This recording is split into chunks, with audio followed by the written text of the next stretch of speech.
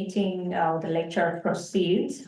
For those here inside the business center here in Edinburgh, there are no fire drills that we are expecting to happen today. But if we hear an alarm, the fire alarm at any point, our colleague Dorothea, the one sitting on the left side at the end there, should show us where to go as we'll be evacuating the building. When you're given a chance to speak, we'll have a mic pass on to you, or maybe you'll be invited to the front. Toilets for both ladies and gents are on the right-hand side of the door. So when you go out the door, you make your right. They're both gents and ladies. The Wi-Fi for this room is the assembly room's internet for anyone who wants to join to get on the internet using Wi-Fi here. For everyone else, both online and in this room, just so you know, this meeting will be recorded and everything else will be posted on our online page. That's our website and our socials. So just to say that if you're remaining in this meeting, then it means you've given us consent to post either your images or anything that you're going to say in this meeting. And for those joining us online, please feel free to introduce yourself in the chat box.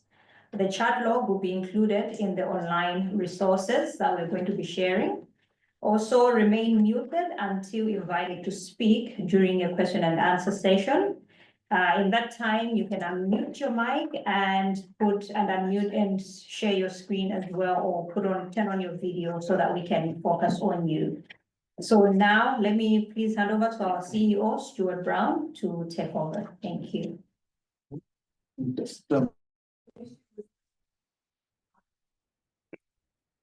Thank you, Nasim. Good morning in London. Good afternoon to everybody online in Malawi and elsewhere.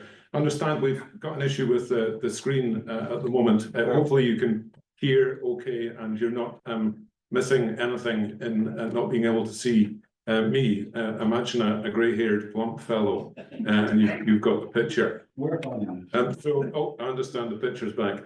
So equally welcome whether you're in the room or online, and whether you're a livestock expert or, like me, a lay person. The Scotland-Malawi Partnership, or SNP, is a membership organisation which exists to support, connect and represent the many individuals and organisations in Scotland that have dignified people-to-people links with Malawi. If you're not already a member, you're very welcome to apply to join. If you're physically based in Malawi, we would only ask you to apply first to our sister organisation there, the Malawi-Scotland Partnership. Agriculture and livestock is important to both Malawi and to Scotland. In low and middle income countries, livestock's often people's greatest asset and a source of nutrition, income for healthcare, school fees, and important in cultural and religious practices. The health and productivity of livestock is therefore inextricably linked to the well-being of people, and agriculture remains Malawi's primary industry. Globally, smallholder farmers produce over 70% of the world's food, and Malawi is, of course, today at the sharp end of the climate crisis to which livestock emissions contribute. And with burgeoning populations, there's competition for land. For this reason, we're delighted that expert in his field, Malawian and former SNP trustee, Professor Mizeck Chagunda, is at the helm of the Centre for Tropical Livestock Genetics and Health. CTLGH supports partnership programmes that aim to improve livestock-based livelihoods in the tropics. We're also very happy that joining us online from Nairobi to chair today's event is the Director General of the International Livestock Research Institute, ILRI, Professor Appolinaire Djikeng. Professor Djikeng is also Senior Director for the Livestock-Based Systems of the Global Research Partnership, CGIAR. Prior to ILRI, Appolinaire Djikeng was Director of CTLGH, based at the Roslin Institute, and Professor and Chair for Tropical Agriculture and Sustainable Development at the University of Edinburgh. Appolinaire knows livestock, Scotland and Mizeck well. Please join me in welcoming and handing over to Professor Appolinaire Djikeng. Thank you, Stuart. Good morning, all of you in the room and online from Scotland.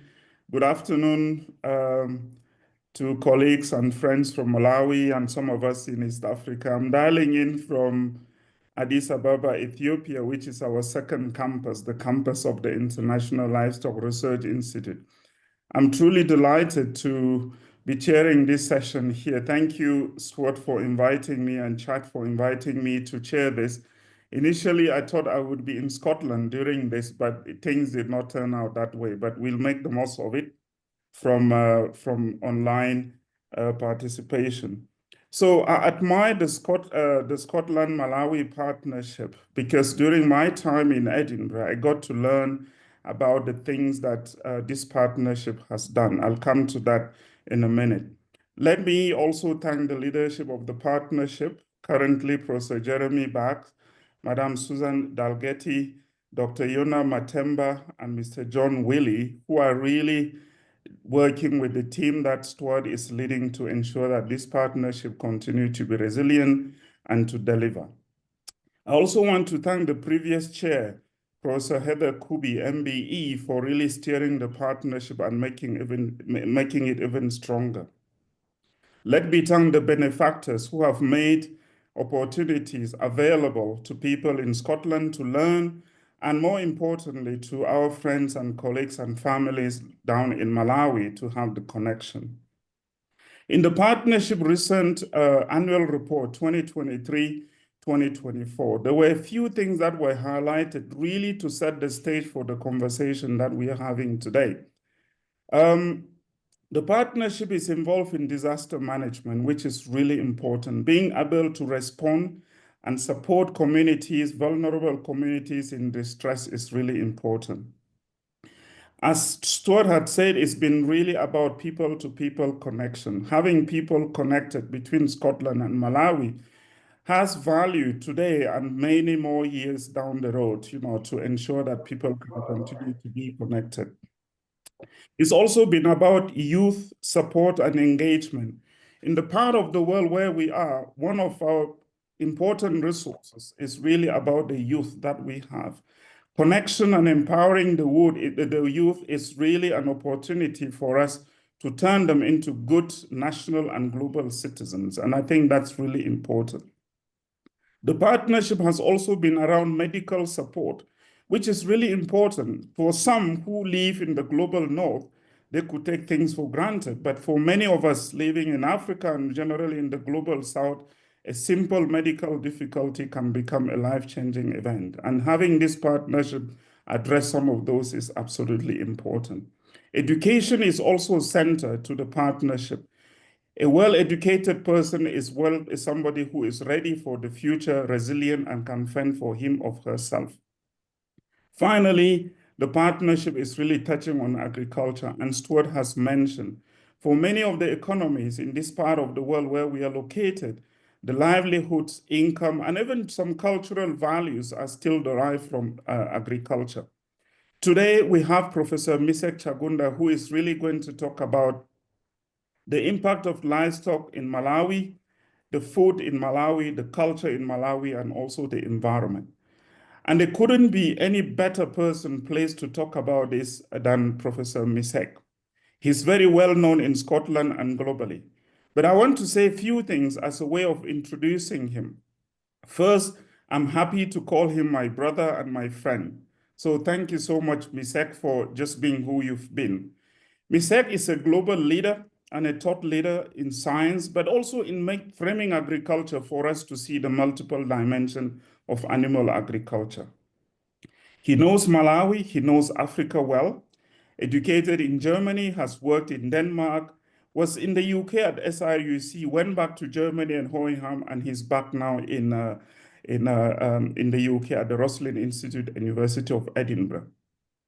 Those are some of the things that I can mention, but I think Mizeck has worked globally, nearly on all continents. And I think what he's saying today is really building on that knowledge, the experience that he's accumulated through this global citizenship that he has really delivered on beautifully.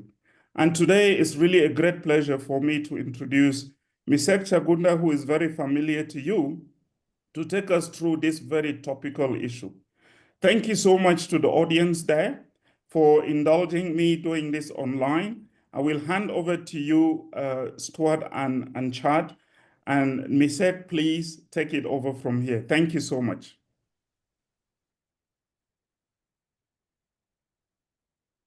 Thank you very much, Appolinaire, for those very kind words. And thank you, ladies and gentlemen, for taking your time to be with us this morning in Scotland and to be with us this afternoon in Malawi. I've noticed a few names on Zoom that I know. Some are in Benin. So I've actually noticed that. I've noticed a few people from Nigeria as well. So good morning, good afternoon, good day to colleagues and friends. Livestock, ruminants, and indeed cattle. I am pretty sure that some of you, when you heard about the talk, the title of this talk, you hesitated to join in and go like livestock, cattle. What's new and what's not new? And also, in a way, from all the press we've seen quite a lot about livestock,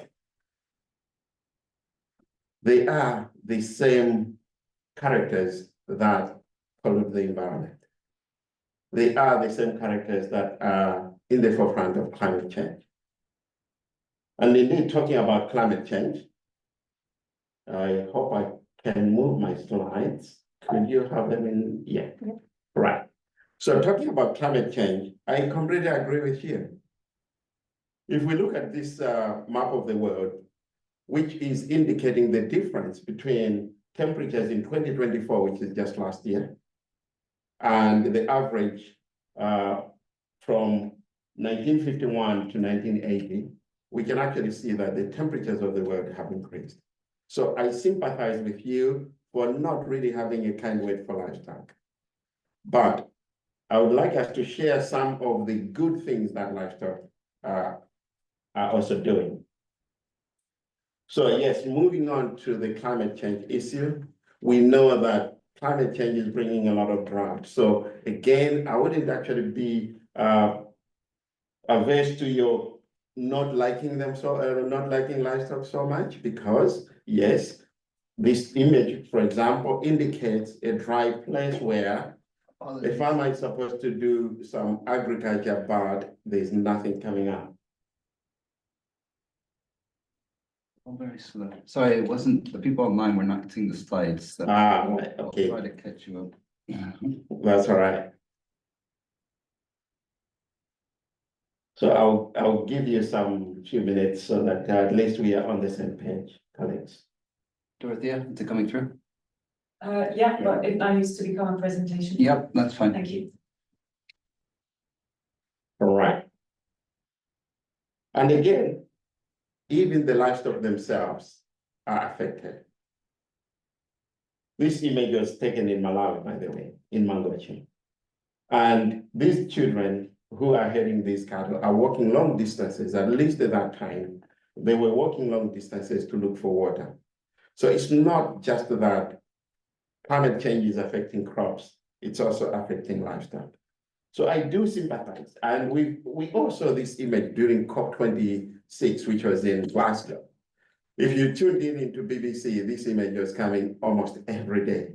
And indeed, it's a reflection of the fact that some of the greenhouse gases that were being discussed are actually coming from livestock, specifically methane. Methane comes from livestock, and I'm happy this morning to be joined by one of my mentors, Professor Dave Roberts, who is in the audience. We worked on methane measurements for some time together, and he introduced me to the fact that we can indeed quantify methane from livestock.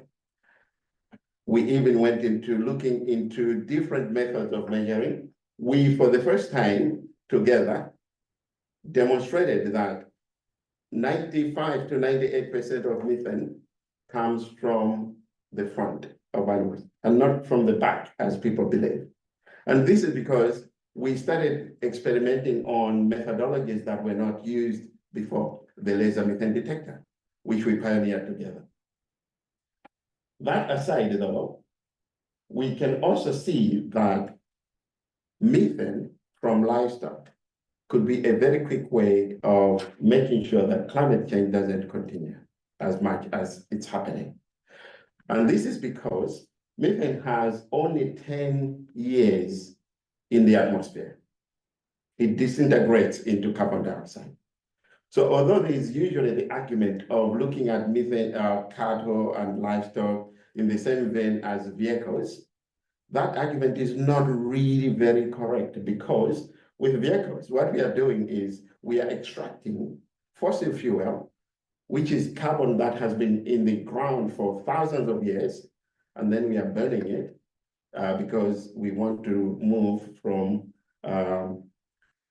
Dumfries to Edinburgh by car, or we want to drive from Renstray to Edinburgh, or we want to just take a look at the Highlands. So methane, if we actually deal with it properly, if we don't keep a lot of animals, we may not actually contribute to climate change the way we portray it. So cattle or livestock can be a solution to the climate change issue if management and efficiency of livestock is taken into account. In this graph here, I just want to show you that actually, if we maintain the numbers of animals not increasing, we may not be contributing new methane into the atmosphere. And this is because where is that methane that the animals are burping coming from? It's CH4, isn't it? It's actually coming from the carbohydrate which the animals are eating, which is the grass that they're eating. Where did that grass get the carbon? It got that carbon from the atmosphere through the process that most of us got introduced to in primary 5, primary 6, photosynthesis. So livestock are part of this cycle that is naturally already there. And if we are not adding new carbon, new methane into the atmosphere, we actually maintain a very homogeneous biogenic cycle, which then means that what we need is keep good numbers, keep efficient production systems, make sure we are not adding new methane into the atmosphere. And from that, then, we can even see that that's not only good for the environment, that's also good for the farmers. Because in this graph, from some work which was done on beef cattle, if you look at the x-axis, it's telling us methane per body weight of that animal. And the y-axis, the x-axis is telling us the live weight gain. So basically speaking, what we are saying is animals that gain a lot of weight when they are being fattened in any beef production system, they are actually not producing a lot more methane. So good growth, which ends up into meat, ends up being profitable to the farm. So low methane emissions are actually good for profitability of the farm. So it's not just about the environment. In that case, then, like I indicated, keeping the right numbers, making them produce well, will then give us the goodies that we are looking for from livestock.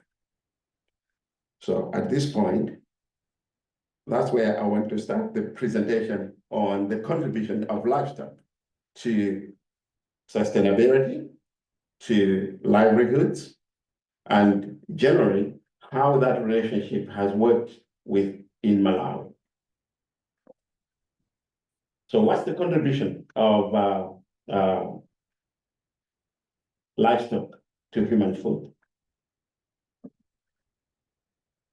I took these pictures from internet. This is a typical meal from Malawi.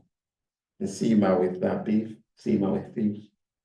And if you are a traveler like me between Lilongwe, Bandai, or Blanda and Zuzu, sometimes you stop at Chiwaya and you also get chips sprinkled with a little bit of vegetables, but next door will be another Chiwaya of meat.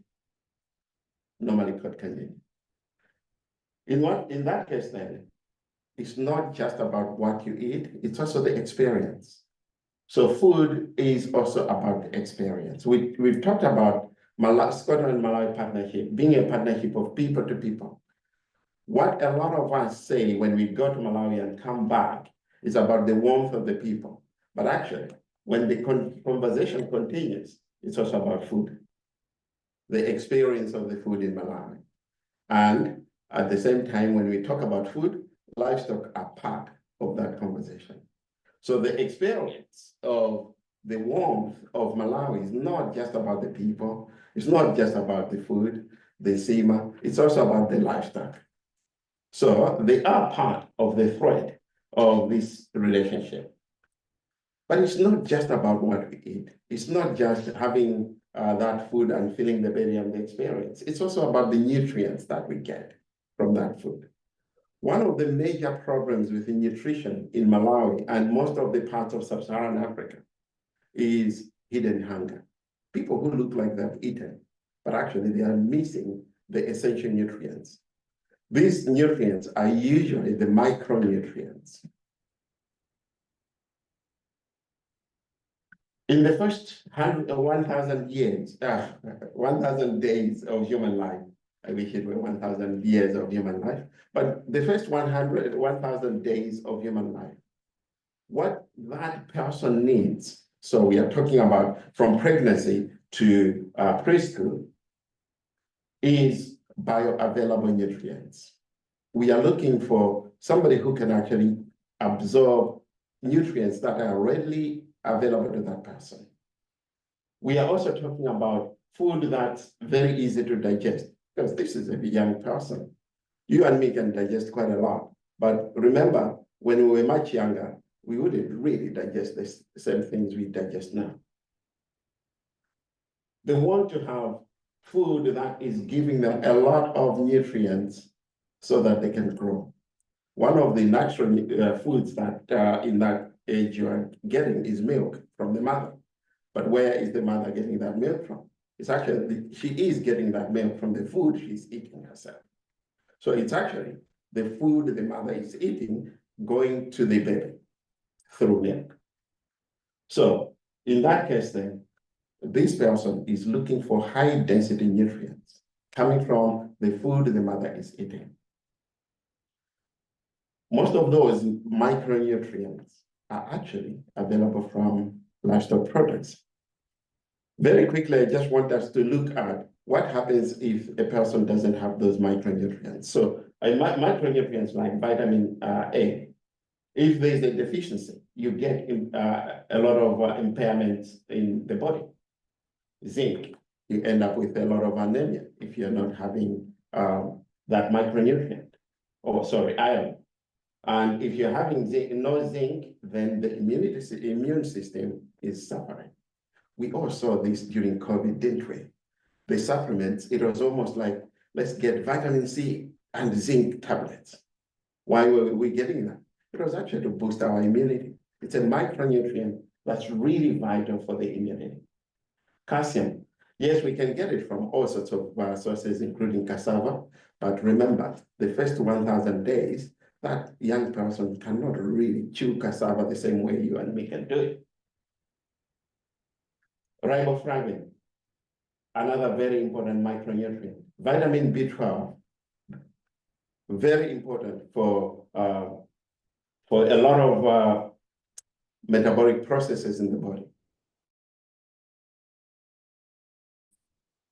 Programs.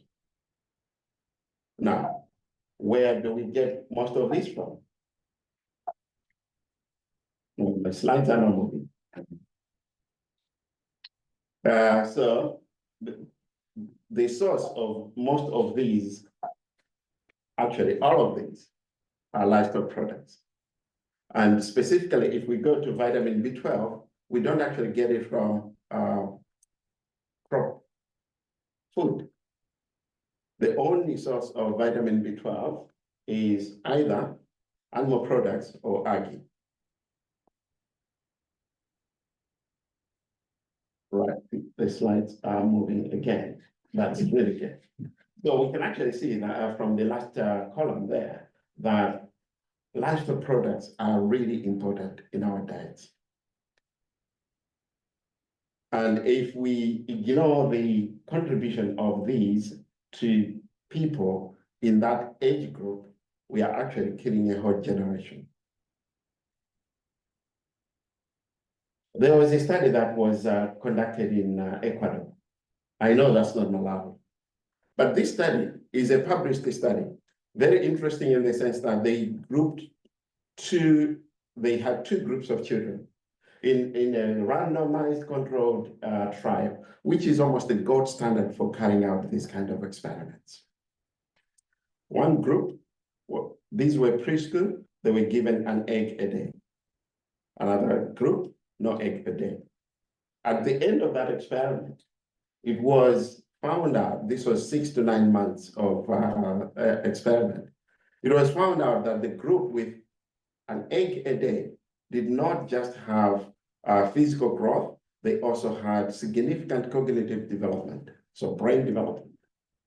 In which case, the conclusion in that study was an egg a day keeps the doctor away. Where is that egg coming from? From chickens. That's a livestock product.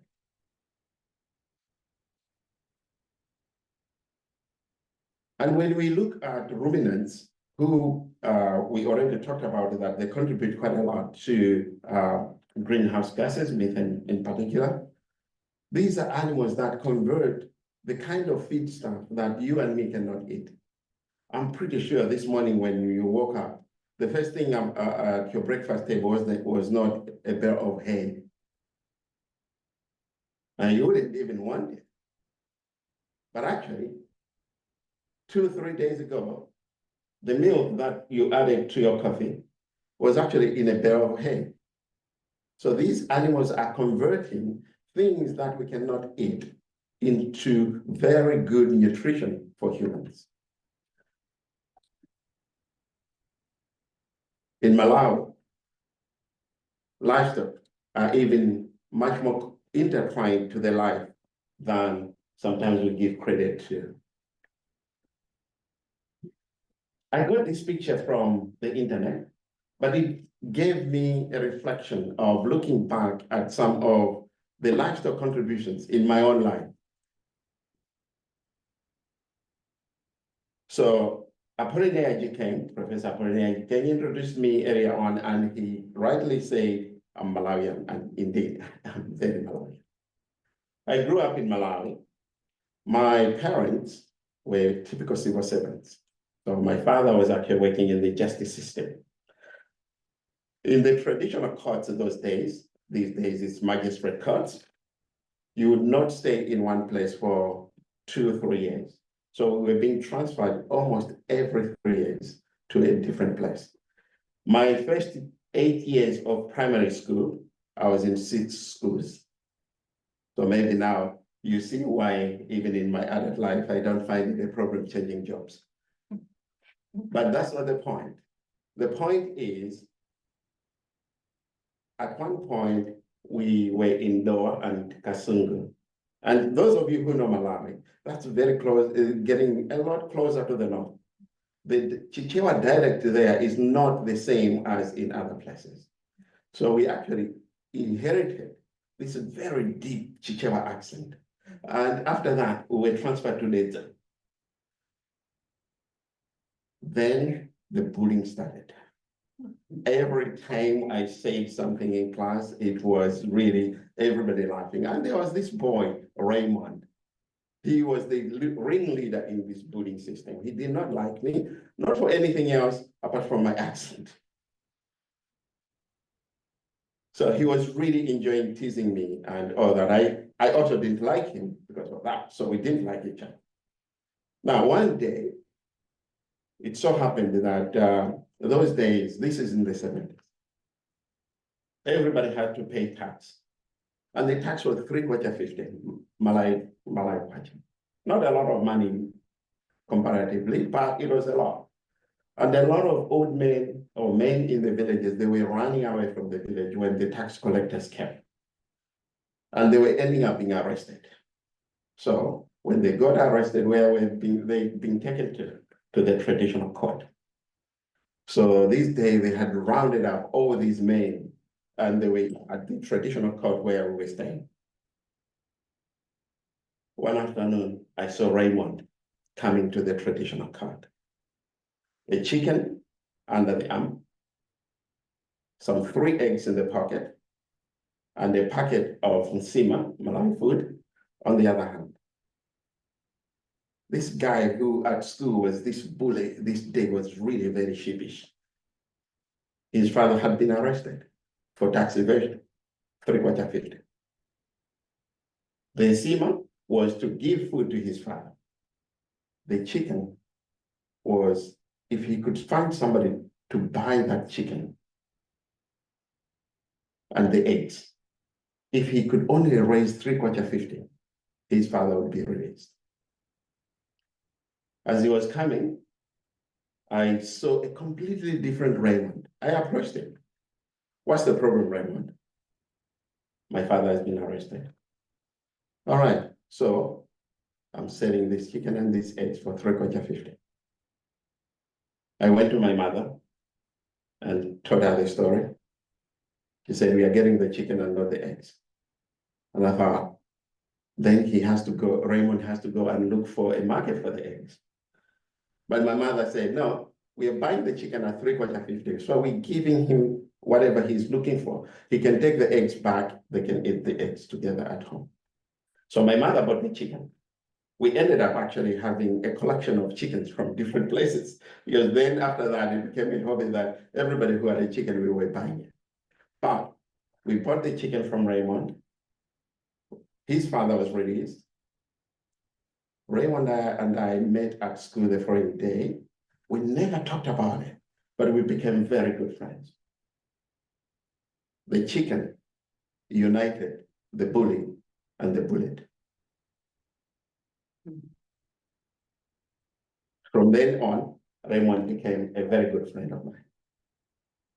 Until we left 3 years later, there was no internet and no mobile phones those days, so we never kept in touch. But the chicken really connected us. And at school, everybody was surprised that these two became friends. But we knew what had happened, but we never talked about it. That's the power of livestock. Now, there was a lot of things that were happening in Malawi with livestock. But some of the things are that livestock was a symbol of hospitality.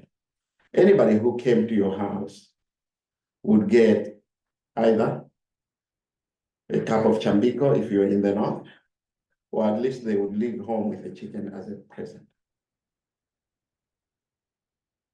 Growing up in the 70s, we also witnessed quite a lot of Hastings Kamzubanda, the president, getting a lot of livestock gifts at every political party.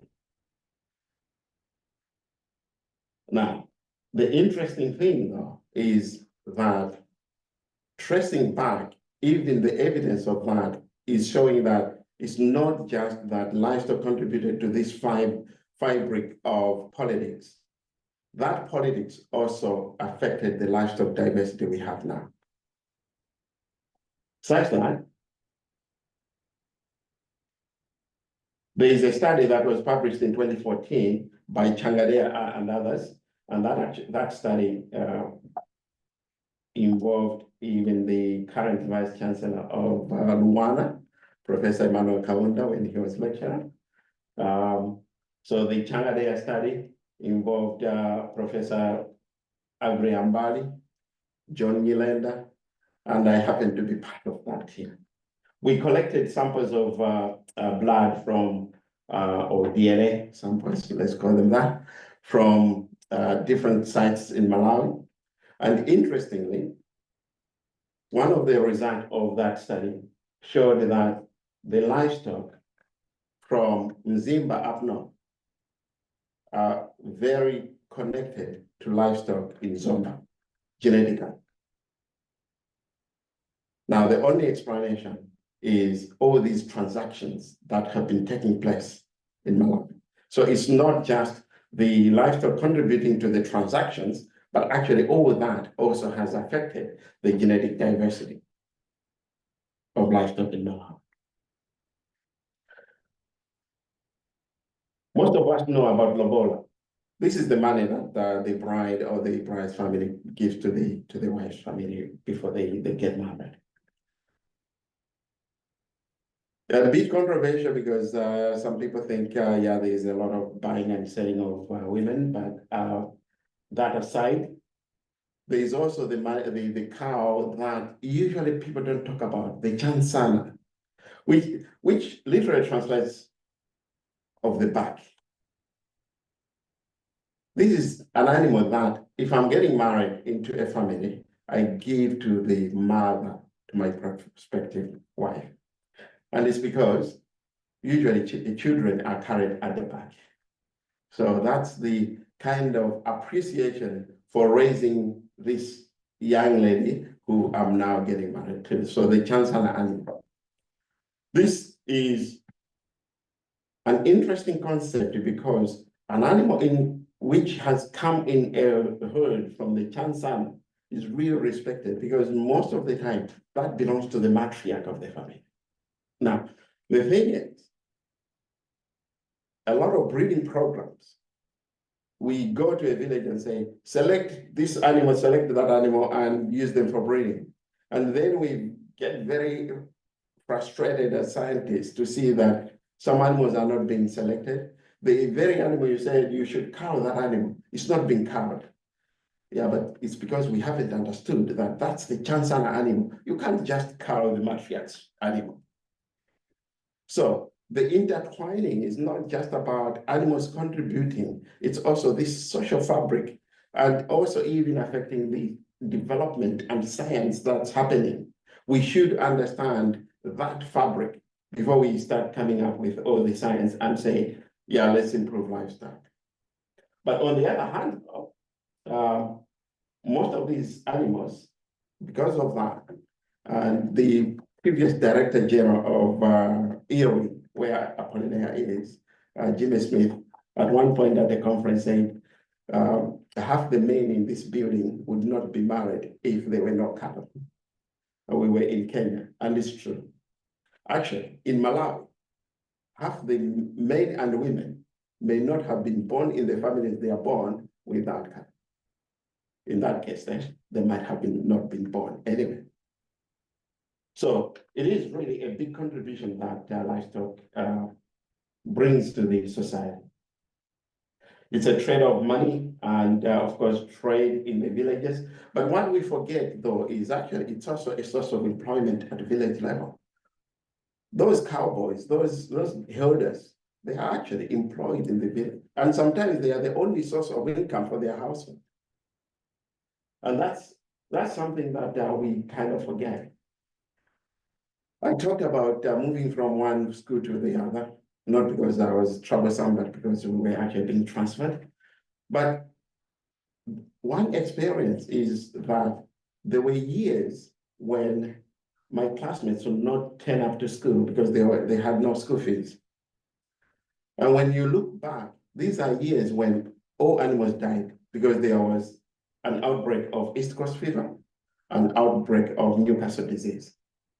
So all the chickens died. So they did not have money to pay school fees. All the cattle died because as you know, East Coast fever is more like the malaria of cattle. When it comes, everybody goes. Very few animals survive.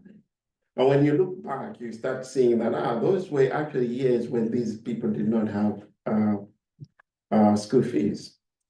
So even looking back into that mirror, and yes, you start thinking, I'm professor in Scotland, but there were other deserving people in Malawi, only they never really got it because their livestock died. So contributes to a lot of that. Health bills, Appolinaire put it right. Sometimes it's actually the difference between life and death in a village. Having a chicken or having a goat gives you the money that you can actually use for your health bills. Now, one of the things that the study I just pointed towards was very surprising results that in some districts where there's a lot of lobola, a lot of exchange of animals, actually the genetics are indicating that within that district, like Mzimba, for example, there isn't actually a lot of intergenerational movement of animals.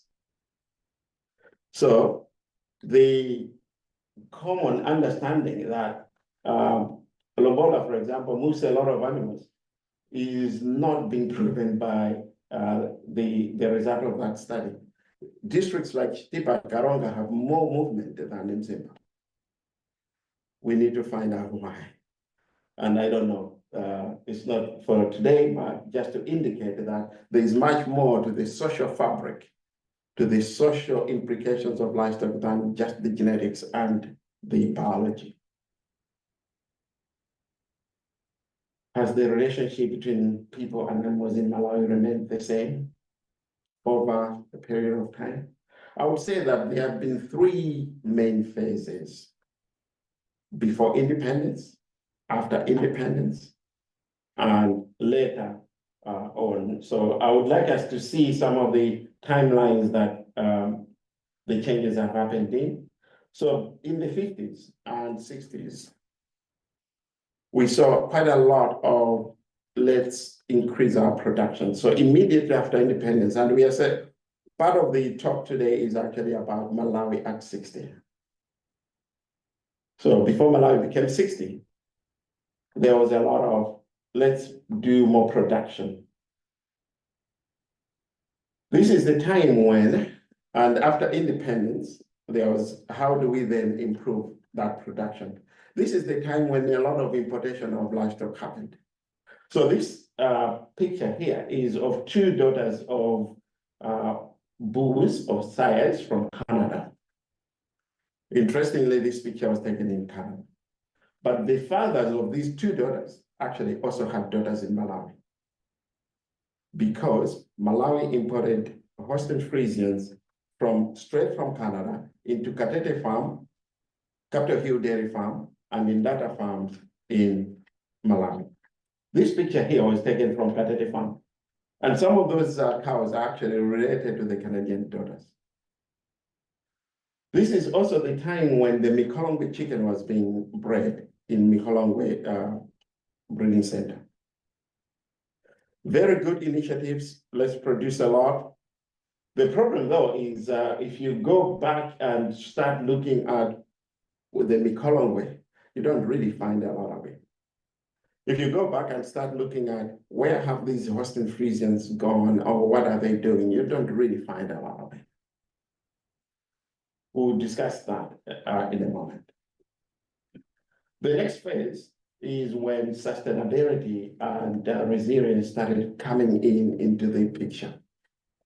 So this is now in the 80s and 90s when we started talking about is the production system sustainable? And if you follow the livestock story in Malawi, this is the time that all those farms which I mentioned were privatized. So Katete Farm, Data Farm, and Capitol Hill Dairy Farm were privatized, and the story now started becoming, let's look at the value chain and not just production.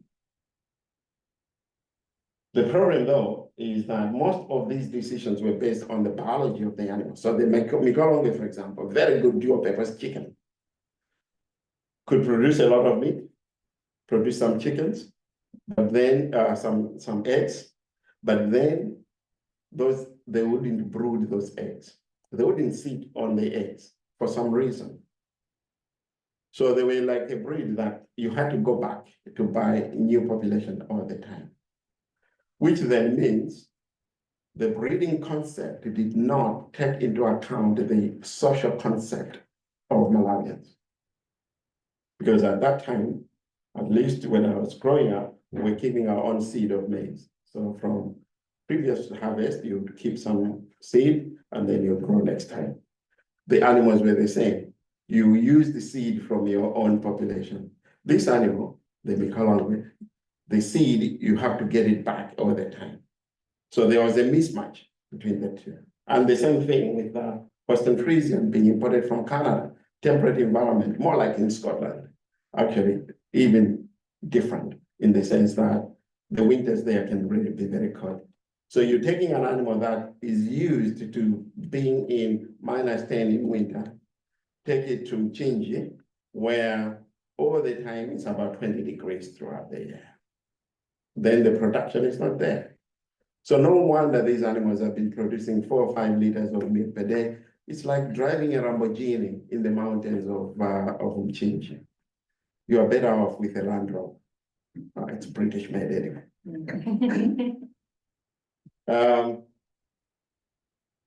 So there's been movement towards using indigenous breeds. And the market now is also really following that. The indigenous chicken, the local chicken, the road runner is more expensive than the broiler.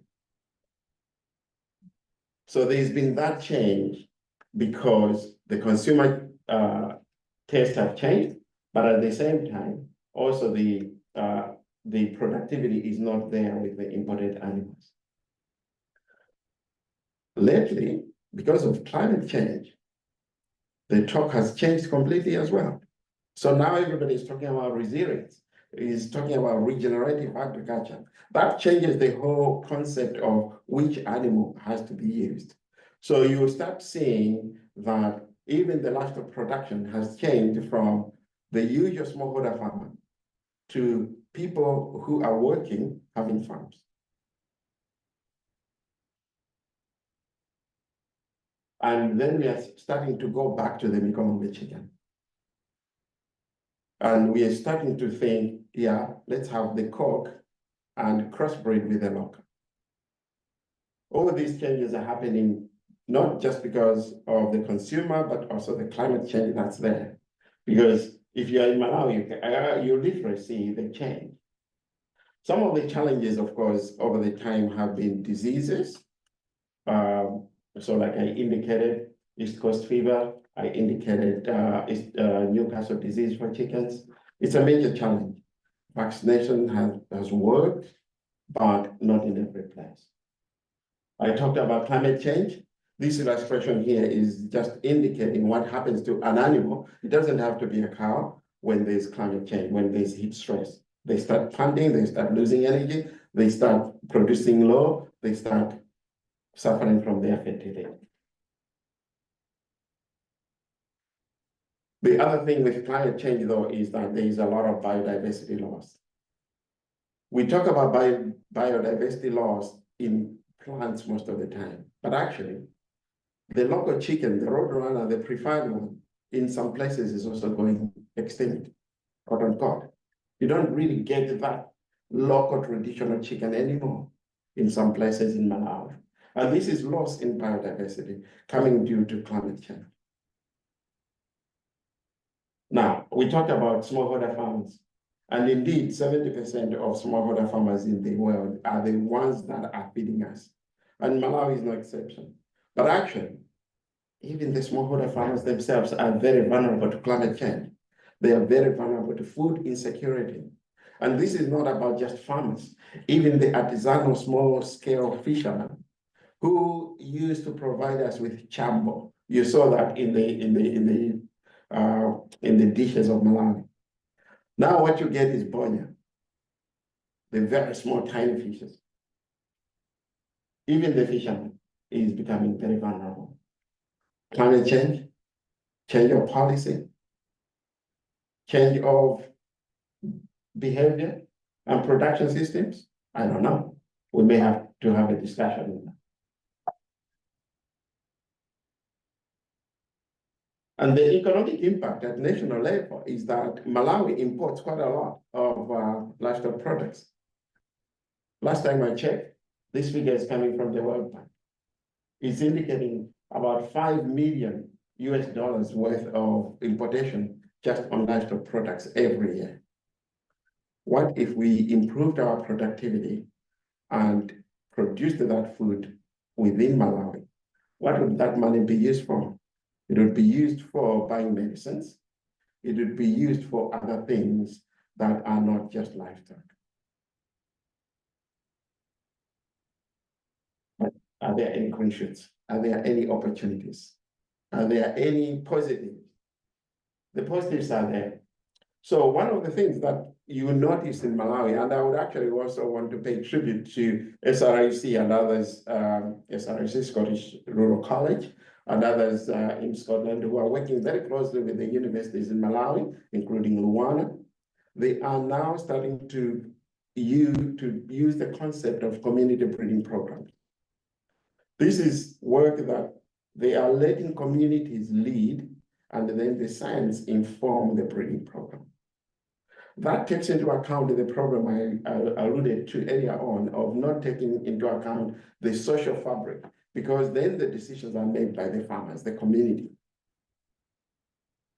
The other one is the fact that there's quite a lot of innovation that's coming out now. So last time I checked, eggs are not just for food. And I know that in Malawi, we are now raising guinea fowls, we are now raising the quail for all sorts of reasons.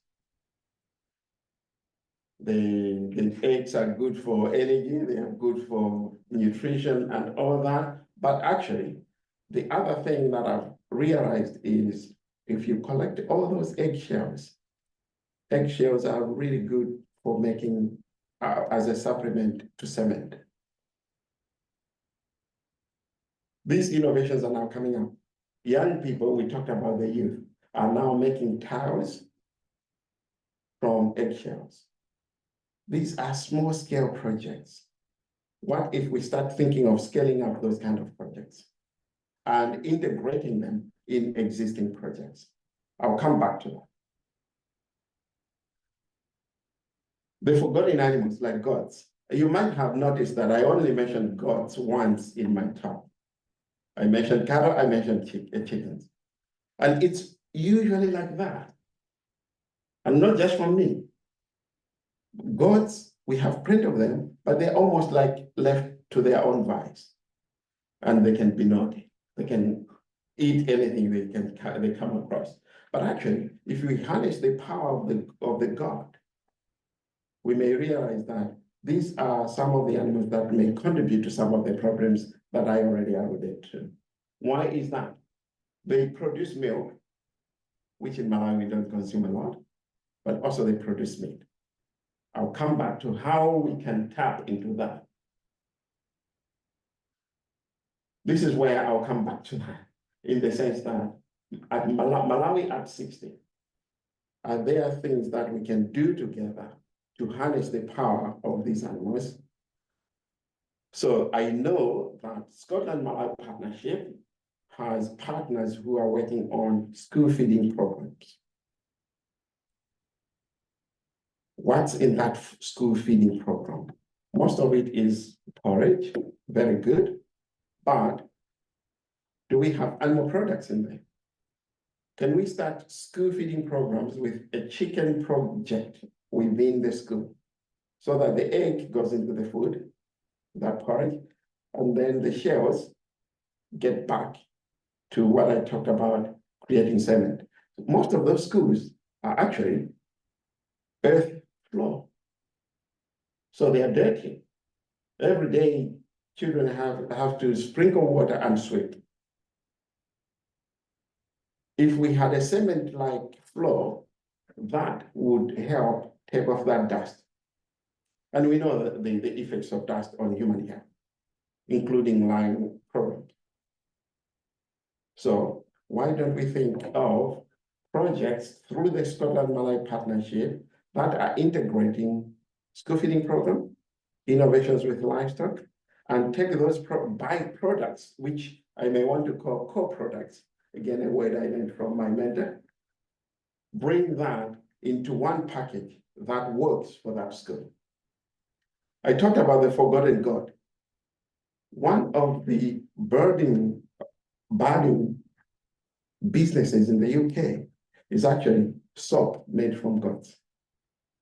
It's even good for our skin. Why can we not involve the youth in Malawi? Produce milk from goats. Yes, we don't consume that milk, but make it into soap. So an artisanal industry based on livestock.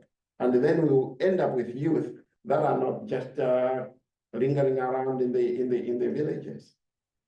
We'll have youth that are using the forgotten livestock to produce something that they can sell at the market. I talked about diseases. East Coast fever, I mentioned it 2-3 times.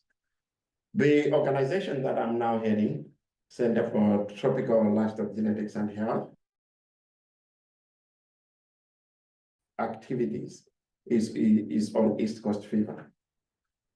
What we are doing is doing a genetic selection program on East Coast fever. We are doing most of that work in Kenya and Ethiopia. There is no reason why we can't transfer that to Malawi. We may actually just start with capacity building, enhancing the capacity at Luana, for example. They have a vet school, and we have 2 good vet schools actually now 3 in Scotland. One in Glasgow, one in Edinburgh, and one in the north.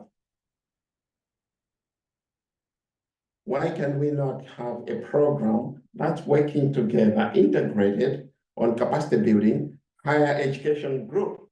So I've mentioned the school group.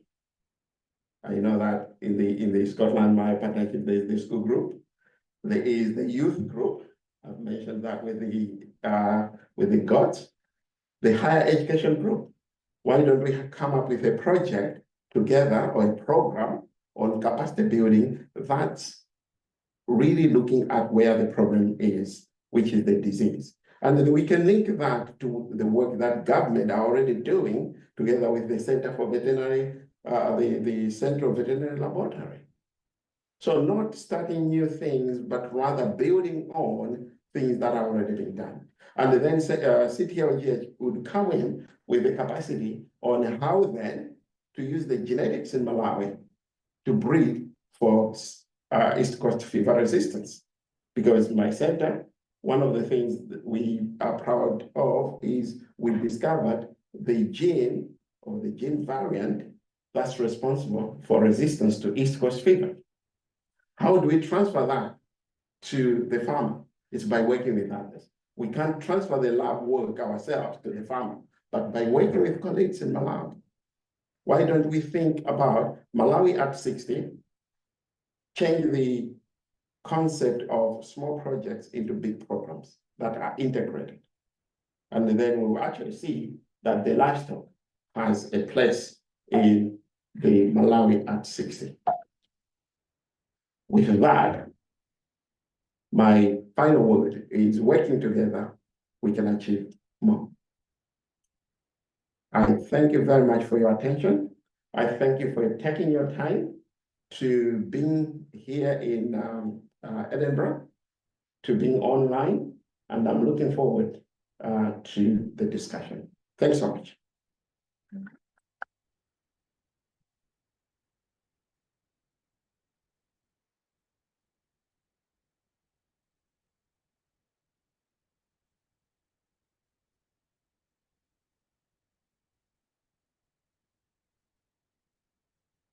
Mizeck, thank you so much. We welcome. had a question online from several comments and a question from Amos Lucky Mahoney. Amos, I wonder, would you like to come in with your question? You had one comment about foot and mouth disease in the lower Shiri and animal movements. But any of the other points that you want to make briefly to Mizeck? Hi, Stuart. Nice meeting again as well. We met a couple of years back. You too. Yeah, sure. So I had just like 3 questions, but I'll summarize them into one. Number one is about, you mentioned about the movement patterns in Chitipa and Kalonga, which showed that there's a lot of animal movement. So that was more of just a comment to say we probably see a similar pattern in Lower Shire because there's a lot of animal movement there, and that's why foot and mouth disease is quite endemic in that area. Yeah, but I have two questions. Number one is, I mean, from your view, what would you say is the main issue why Mikolongwe has disappeared on the Malawian market? Even if being one of the most common breeds that was so much relied on in Malawi, and also production cost quite low. It needed not a lot. So that was one. Number two, it was about African swine fever, which is one of the diseases, just like ECF, which is so much endemic to Malawi. So would be the genetic way be the best route in this case? Because the local breeds are known for kind of resisting this each time the outbreak shows up. However, in terms of production, because we're looking at feeding a bigger population, is of a challenge. Now, would the genetic option be the best option in this case? So those are the two questions I had. Thank you. Thanks so much. Again, glad to meet you again online. So Mikolongwe, why has it disappeared as a chicken? I know there's been quite a lot of studies done, and people like Professor Appolinaire Djikeng has done some of that work as well. The biology of that animal is just as good. It's a dual-purpose animal that would produce eggs and milk. But like I say, you have to get the seed all the time. So there has to be a supplier who supplies you with the day-old chicks all the time. Now, did Mikolongwe as a center manage to do that? Yes, I know they were not giving them or selling them at day-old, they were selling them at 6 weeks because they wanted them to be vaccinated and all that. As a supplier, they did not supply a lot. And then the genetic base of the parent population also went down. So they ended up really being inbred over the years. In that case, an inbred population is not a viable population. The other reason is because of the way you get the seed for the Mikolongwe, that did not really work well with the social production system. We had producers who were not used to getting the seed every time they had to produce.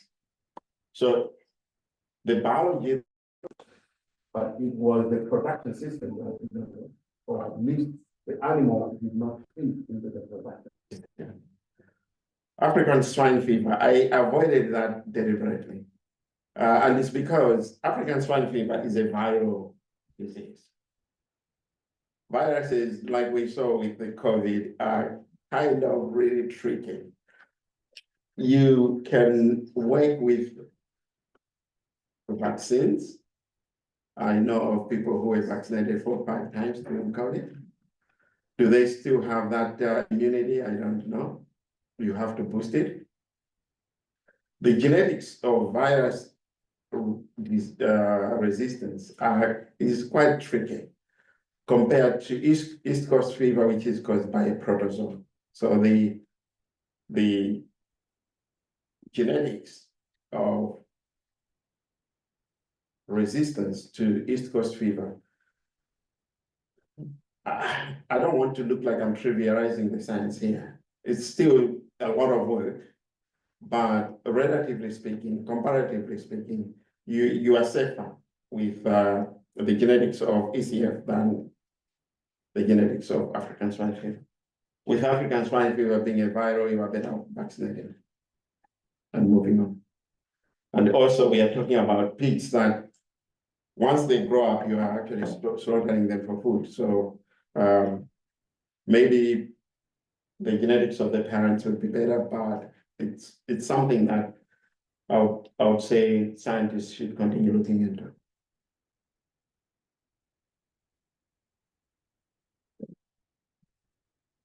And maybe that's where the Scotland Malawi partnership thing I talked about with the veterinary, the higher school, the higher education sector, with the vet schools, they should actually concentrate on those kind of things as well.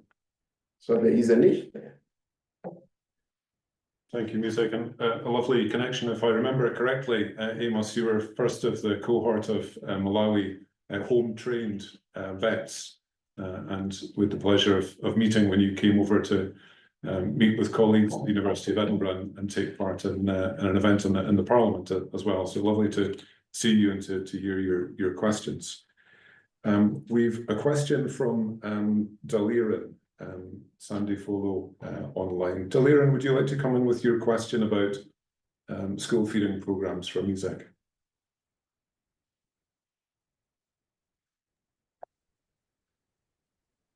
Okay, so I don't know if I'm clear, but my name is Sandy Follow. I'm a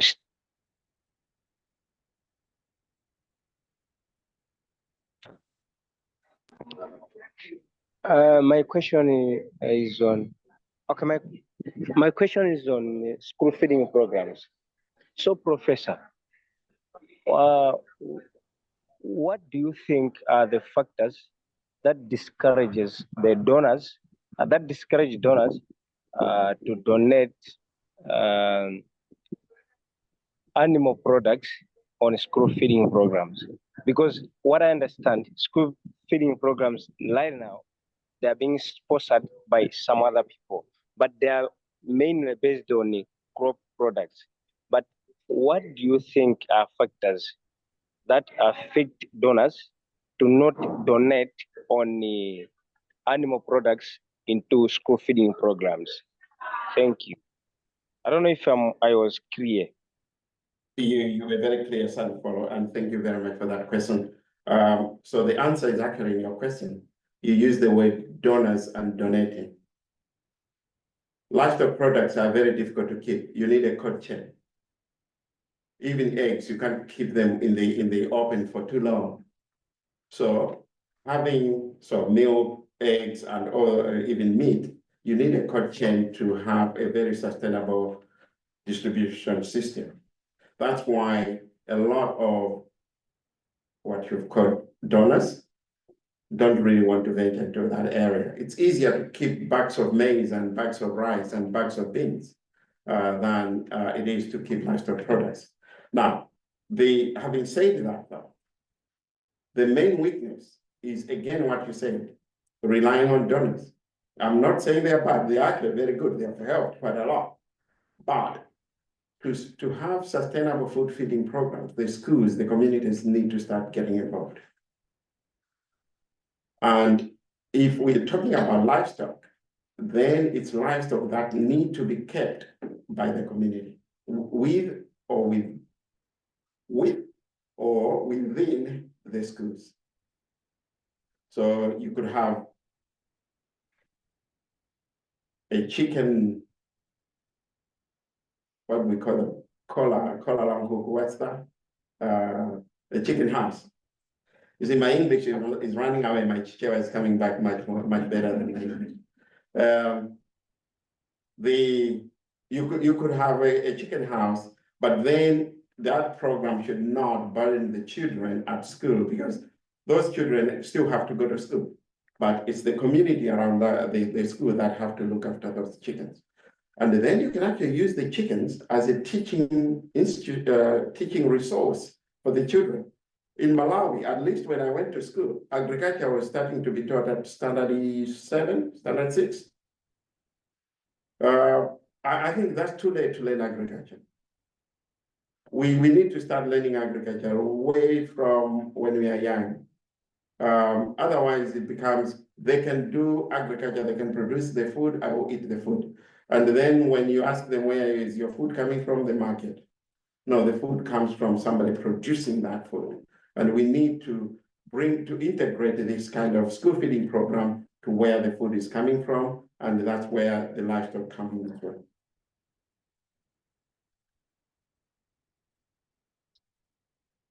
So there is a question online there. I know it's difficult to read. I can try to paraphrase it. Thanks, Jim. I can get the mic to work here.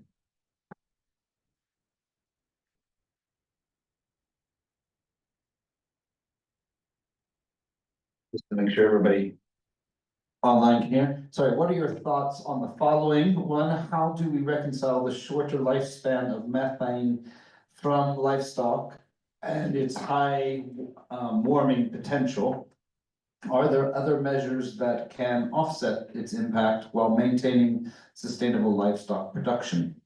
That is from Theogene in Rwanda. Theo,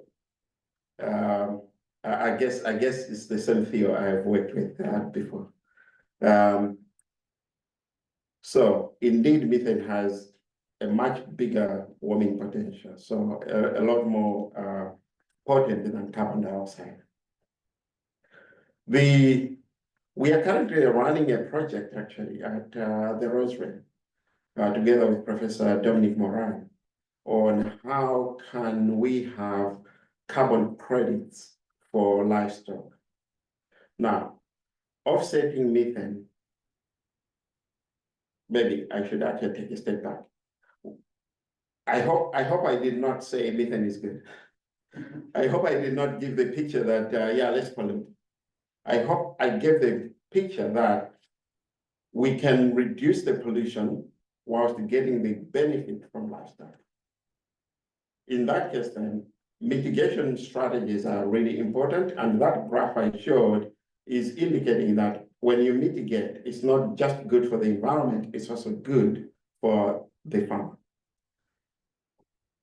Offsetting programs. We need to have good offsetting programs where, if we are talking about, so the school feeding program I talked about, for example, instead of just looking at the chickens and say, yeah, we are producing eggs for the students or the pupils, we should also think of how do we generate renewable energy from those animal houses.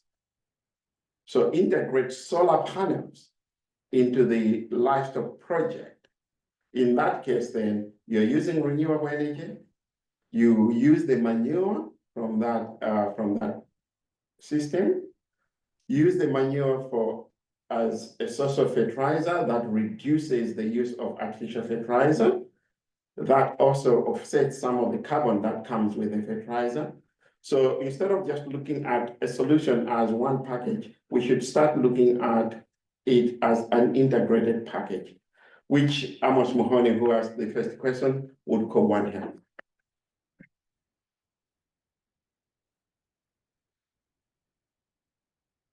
One just popped in now. What is the best way to outscale some of the green shoots, possible solutions you have highlighted, such as community-based breeding programs, as a need to boost your livestock production systems is more urgent now with rising human populations and many other challenges facing Malawi? Yep. So I agree with you. The human population in Malawi, just like in most tropical countries, is growing. As that population is growing, it will need to be fed. As that food is coming, it has to come with all the micronutrients and all the good protein. So the demand is indeed rising. Now, your question is, how do we upscale some of these strategies? So instead of just looking at community-based program as an experimental way of breeding, we should take that as a national strategy. Because if it's just with a group of 20 farmers, it would just end up with a group of 20 farmers. If we take it as a national strategy, then every breeding program in Malawi will be community-based.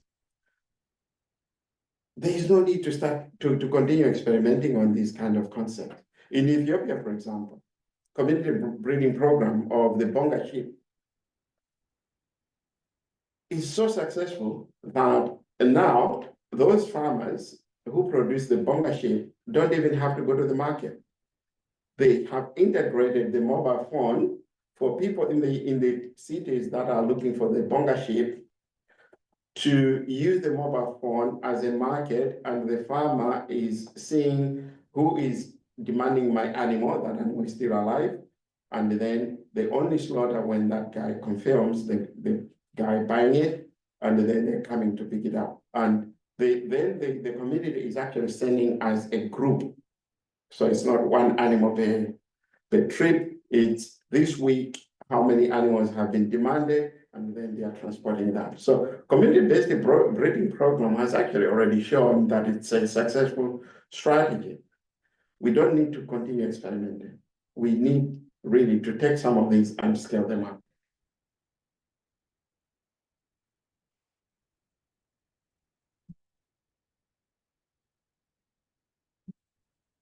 Mizeck, you mentioned a link with higher education. Yeah. It's National Apprenticeship Week here in Scotland. I'm a great believer in apprentices, and I think it's the lack of skills. And so people who are working and also in some sort of education, and this is a point I might sort of pick you up on, further education as well as higher education. I think in Scotland, we're now seeing that's the real benefit.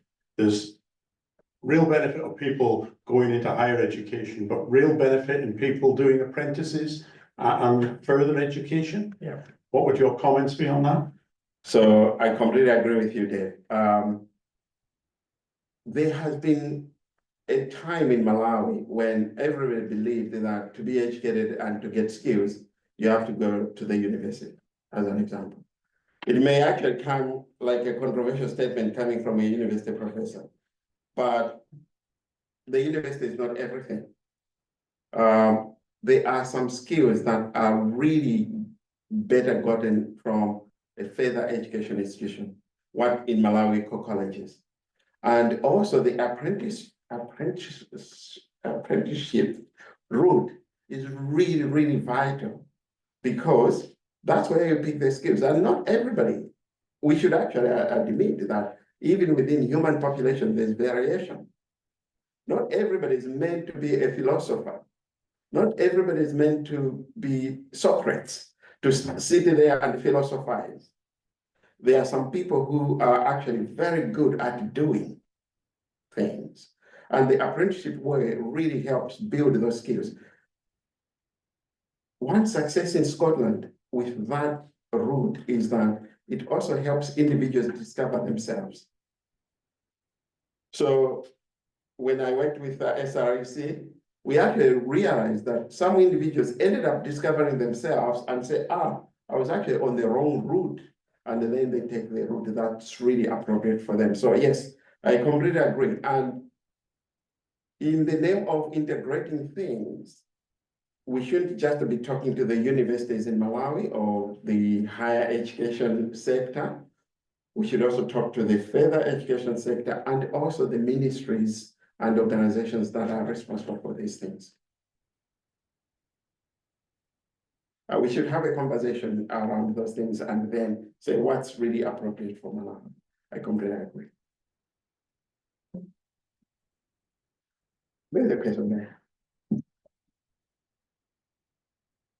Mizeck, we've not met. I think I'm Peter Jeffries, formerly Chief Executive of GalvMed and now Chair of Ripple Effect, a charity working into agriculture in Africa. You rightly identified the importance of the smallholder farmer in ongoing provision of food across Africa, and we all know that livestock worldwide is significantly under-resourced by governments who tend to get involved in the wrong areas of production, livestock production, agriculture generally, and ignore the areas where they should be more involved.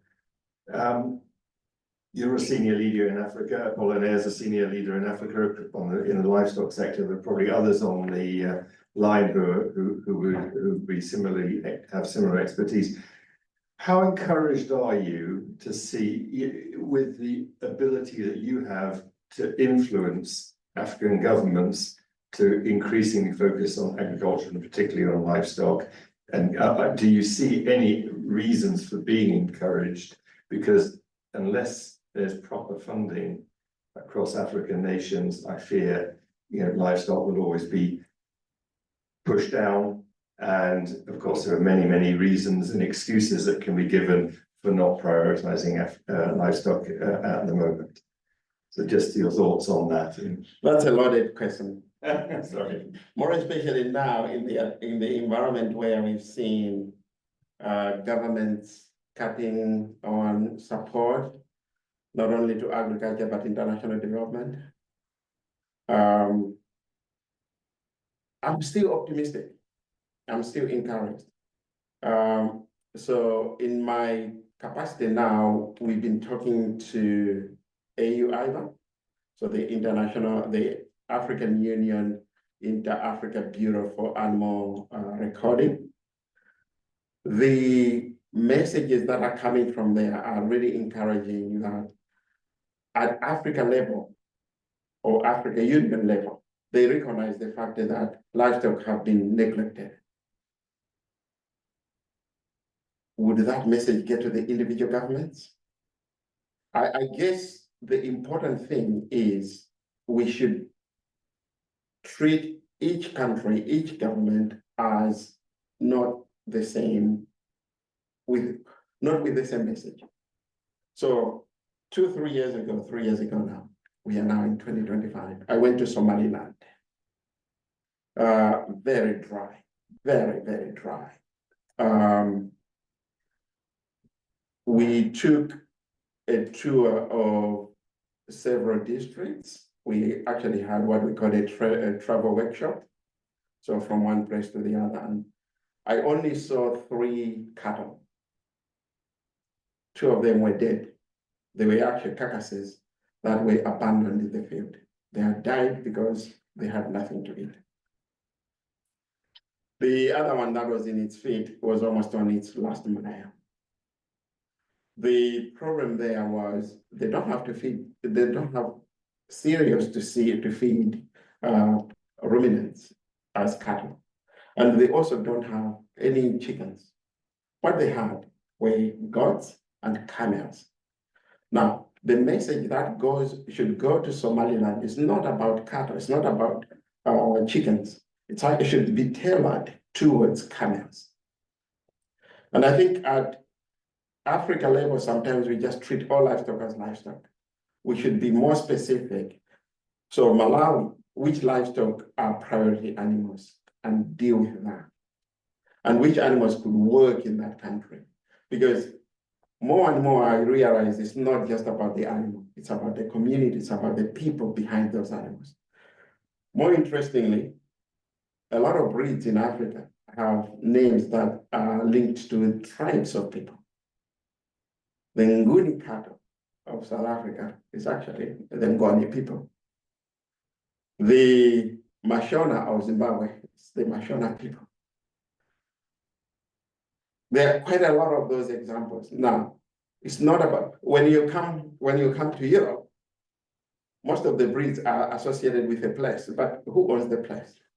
So Holstein Friesian is from Holstein Friesland in the north of Germany. Jersey is from Jersey, as examples. So we should approach the livestock revolution, if I may call it that, based on the people and not the animals themselves. That would be my take. But I'm still optimistic. And I can see that, yeah, there's a bit of more listening and also a bit more conversation. The funding side, that's a difficult one.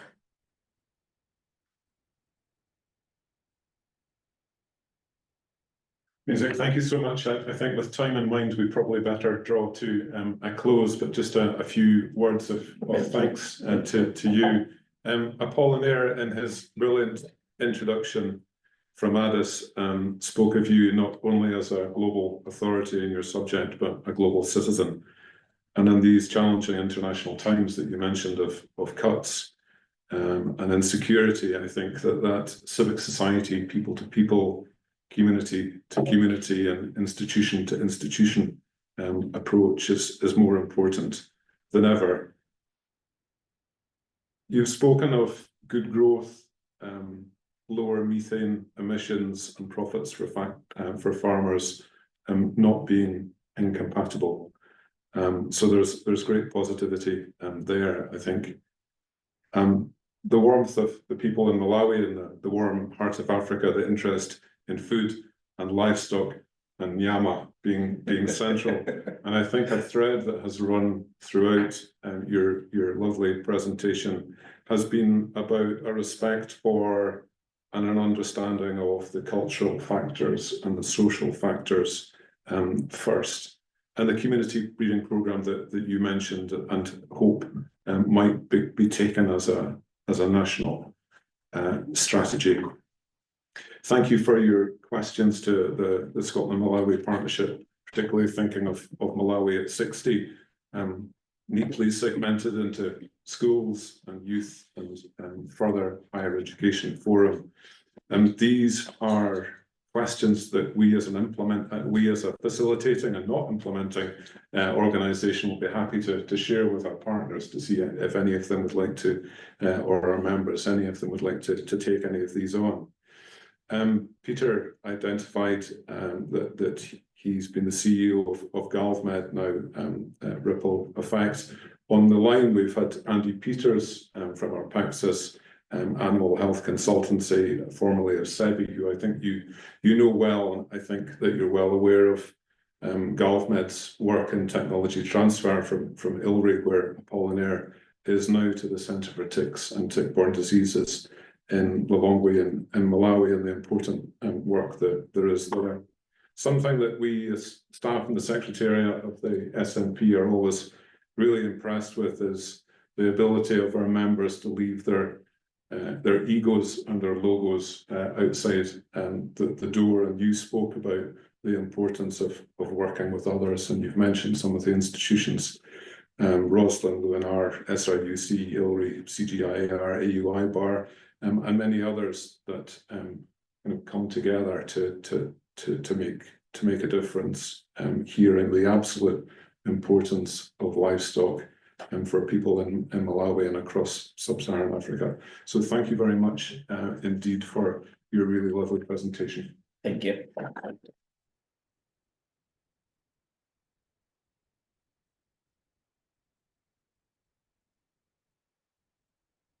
And thank you to everybody online, and thank you to everybody here as well.